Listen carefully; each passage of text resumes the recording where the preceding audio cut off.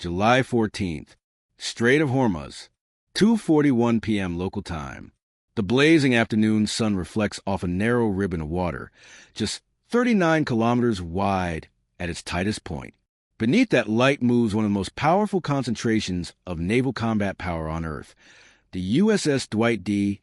Eisenhower Carrier Strike Group. At its center is a Nimitz-class nuclear-powered aircraft carrier, 332.8 meters long, displacing approximately 100,000 metric tons, powered by two A4W nuclear reactors generating over 260,000 shaft horsepower. The ship carries a crew of roughly 3,200 sailors and an embarked air wing of 2,480 personnel, operating up to 90 aircraft. Estimated construction cost: $4.5 billion, not including its air wing, escort vessels, and sustainment infrastructure that raised the total strike group value beyond $25 billion. This is not just a ship. This is a mobile sovereign airbase, capable of projecting power across an entire region. The Strait of Hormuz carries an estimated 21 million barrels of oil per day, nearly 20% of global petroleum consumption. What happens here does not stay here. It moves markets, shifts alliances, and defines the limits of modern deterrence. 2:41 p.m., the chokepoint. The carrier strike group moves east to west through international waters. Sea state is moderate. Visibility exceeds 15 kilometers. Civilian tanker traffic flows in parallel shipping lanes less than 8 nautical miles away. The group's formation places a carrier at the center. Surrounding it are 6 surface combatants. 2 Ticonderoga-class guided missile cruisers, USS Philippine Sea and USS Normandy, each displacing approximately 9,800 tons, and equipped with the Aegis combat system and Spy one-phase array radar. 4 Arleigh Burke-class guided missile destroyers. The strike group enters from the Gulf of Oman. This transit follows established international maritime corridors governed by the United Nations Convention on the Law of the Sea. Captain Sarah Rodriguez, commanding officer of USS Eisenhower, conducts the morning briefing in the carrier's flag plot. Elevated Iranian naval activity has been reported for the past 72 hours. Signals intelligence indicates increased communications between Islamic Revolutionary Guard Corps Navy units along the coast. The rules of engagement remain defensive. Weapons remain cold. Radar systems operate in passive modes to reduce electronic signature. The mathematics of the strait dominate the planning. At its narrowest point, the shipping lanes compress traffic into a corridor less than 2 nautical miles wide in each direction. Large vessels cannot maneuver freely. Turning radius for a 100,000-ton carrier exceeds 1,500 meters. What follows is not controlled by doctrine. It is controlled by physics. Iranian coastal surveillance radars begin active tracking. These systems are believed to include Chinese-manufactured JY-27A and locally produced over-the-horizon radar arrays. Estimated detection range: 300 to 500 kilometers for large surface targets. Aegis operators aboard Philippine Sea classify the emissions within 90 seconds. The radar signatures match known Iranian coastal installations near Bandar Abbas and Keshem Island. This is normal. Iranian forces track nearly every U.S. transit through the strait. The difference today is volume. U.S. Fifth Fleet headquarters in Bahrain receives encrypted traffic intercepts from national-level intelligence assets. Multiple IRGC Navy units exchange synchronized communications across 6 coastal sectors. A phrase appears in the decrypted data stream: package delivery authorized. Analysis suggests a coordinated operational plan rather than routine monitoring. The assumption collapses. This is no longer observation. This is preparation. 6 coastal missile batteries enter elevated readiness. Their radar illuminators shift from search to fire control modes. Launch rails are raised. Power systems transition from standby to full operational output. The missile system is assessed to be a variant of the Nor or Qatar family, Iranian derivatives of the Chinese C-802 anti-ship cruise missile. Each missile is approximately 6.4 meters long, weighs roughly 715 kilograms, carries a high explosive fragmentation warhead estimated at 165 kilograms, and flies at high subsonic speed, approximately Mach 0.8 to Mach 0.9, with a range between 120 and 200 kilometers depending on variant. Unit cost is estimated between $500,000 and $1 million per missile. U.S. Fifth Fleet transmits a flash message to the carrier group. Threat condition elevated. Weapons free for defensive engagement. The IRGC Navy Coastal Defense Command issues a synchronized fire order. 6 batteries align targeting data onto a single radar return. The carrier, the strategic calculation is absolute. A successful hit on a U.S. aircraft carrier in the Strait of Hormuz would reshape global politics overnight. Insurance markets would collapse.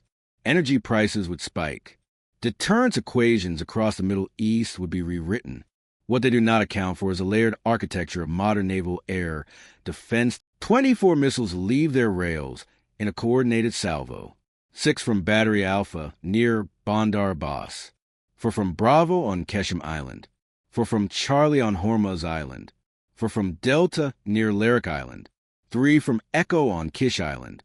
3 from Foxtrot near Abu Musa. Flight profiles are sea-skimming. Terminal altitude drops below 10 meters above the waterline. The missiles use inertial navigation in mid-course and activate active radar seekers in the final phase. Time to target, approximately 4 minutes. Total attacking cost, an estimated $12 million to $24 million. Target value, in excess of $25 billion. The mathematics are unforgiving. USS Philippine Sea Spy 1DV. Radar detects the launches at approximately 90 kilometers. The system can track more than 200 targets simultaneously and guide dozens of interceptor missiles in flight. The automated alert sounds across the strike group. Vampire, Vampire, Vampire. Multiple inbound anti-ship missiles. Combat information centers across 6 ships shift into full engagement mode. SM-6 standard missiles leave vertical launch cells at Mach 3.5. Each interceptor costs approximately $4.3 million. They climb to altitude, then dive onto the incoming missiles in mid-course. 2 Iranian missiles are destroyed at roughly 80 kilometers. A third and fourth follow seconds later. The radar operators do not celebrate. The system prioritizes the next wave. SM-2 interceptors engage at 60 kilometers. Additional missiles are destroyed. The attackers continue to split, approaching from multiple bearings to force defensive saturation. At this point, 15 remain. Sea skimming complicates detection. Radar horizon limits engagement windows to less than 30 seconds per target. 24 missiles leave their rails in a coordinated salvo. 6 from Battery Alpha near Bandar Abbas. 4 from Bravo on Keshem Island. 4 from Charlie on Hormuz Island. 4 from Delta near Larik Island. 3 from Echo on Kish Island. 3 from Foxtrot near Abu Musa. Flight profiles are sea-skimming. Terminal altitude drops below 10 meters above the waterline. The missiles use inertial navigation in mid-course and activate active radar seekers in the final phase. Time to target, approximately 4 minutes. Total attacking cost, an estimated $12 million to $24 million. Target value, in excess of $25 billion. The mathematics are unforgiving. USS Philippine Sea Spy 1DV. Radar detects the launches at approximately 90 kilometers. The system can track more than 200 targets simultaneously and guide dozens of interceptor missiles in flight. The automated alert sounds across the strike group. Vampire, Vampire, Vampire. Multiple inbound anti-ship missiles. Combat information centers across 6 ships shift into full engagement mode. SM-6 standard missiles leave vertical launch cells at Mach 3.5. Each interceptor costs approximately $4.3 million. They climb to altitude, then dive onto the incoming missiles in mid-course. 2 Iranian missiles are destroyed at roughly 80 kilometers. A third and fourth follow seconds later. The radar operators do not celebrate. The system prioritizes the next wave. SM-2 interceptors engage at 60 kilometers. Additional missiles are destroyed. The attackers continue to split, approaching from multiple bearings to force defensive saturation. At this point, 15 remain. Sea skimming complicates detection. Radar horizon limits engagement windows to less than 30 seconds per target. Tomahawks penetrate hardened storage facilities. Secondary explosions ripple outward. Thermal signatures register across regional infrared satellites. Thousands of stored missiles and rockets are destroyed before they can be used. 3:05 p.m., strategic targets 2 U.S. Air Force B-52H Stratofortress bombers, each costing approximately $84 million and capable of carrying 31,500 kilograms of ordnance, released GPS-guided bombs over Bandar Abbas and surrounding installations. Naval headquarters, patrol boat bases, fuel storage sites, and command facilities are struck in sequence. 3:12 p.m., deep strike USS Michigan's missiles hit inland command centers and logistics hubs. Data centers collapse. Supply chains sever. The coordination layer of the coastal defense network ceases to function. 3:19 p.m., end of operation 38 minutes after the first missile launch. The final weapons impact. Total Allied ordnance delivered. Over 300 precision-guided munitions. Estimated cost of the strike package, approximately $450 million. Estimated infrastructure loss on the Iranian side, multiple billions of dollars. Hours later, the narrative war Iranian state media announces a defensive victory, claims of repelled aggression, minimal damage.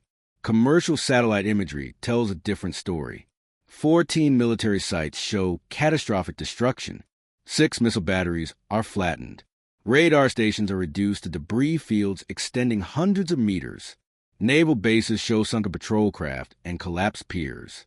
The strait remains open. Days later, global response oil markets spike, then stabilize. Insurance premiums rise briefly, then fall. Regional governments increase intelligence sharing with U.S. Fifth Fleet. The International Maritime Organization issues a statement reaffirming freedom of navigation through international straits. Analysis. What changed? This is not just a missile exchange. This is a demonstration of layered defense, network warfare, and asymmetric cost and position. Héroes salvo cost millions. The U.S. response costs hundreds of millions. But Iran loses infrastructure built over decades. Rebuilding requires time, materials, training, and exposure surveillance. The doctrine shifts. Coastal denial strategies face a new reality. Saturation attacks do not guarantee penetration. And striking a carrier does not isolate the battlefield. It expands it. From this point forward, deterrence in the Strait of Hormuz is no longer theoretical. It is documented. Closing Operation Iron Shield is not remembered for what was hit. It is remembered for what was not. A 100,000-ton carrier continues its transit. 5,000 sailors remain at their stations. Global shipping lanes remain open. The lesson is not about missiles. It is about systems. Integration. The difference between isolated weapons and a connected force. Now I want to hear from you. Does this engagement change how you view naval power in modern choke points like the Strait of Hormuz?